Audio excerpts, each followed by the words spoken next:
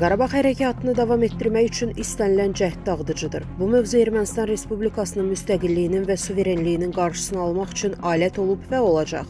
Global Info xəbər verir ki, bunu Ermənistanın baş naziri Nikol Paşinyan deyib. O, Ermənistanda ən vacib məsələnin dövlətçiliyin qurulması olduğunu bildirib. Stat: 1980-ci illərin sonunda Ermənistanın müstəqillik ideyası dövlətçiliyin formalaşdırılması üçün deyil, Qarabağ məsələsinin həlli naminə ortaya atıldı. Yəni, biz müstəqil Ermənistanı daha yaxşı həyat üçün yox, Qarabağ məsələsi üçün yaratdıq. 30 ilə yaxındır ki, bu uğurda hər şeyi qurban vermək, fəda etmək kimi bir dövlət mexanizmi qurulub. Mən bunu tənqid kimi deyil, reallıq kimi diqqətə çatdırıram. Biz hamımız illərlə bu modelə uyğunlaşmışıq. Lakin mən baş nazir kimi bəzi məlumatlara çıxış əldə etdikdən sonra başa düşdüm ki, müstəqillik və dövlətçiliyimiz Qarabağ məsələsinin həlli üçün bir vasitədir. Bu bizim inkişafımızın, ölkəmizin çiçəklənməsinin qarşısını alır, ona son qoymaq lazımdır.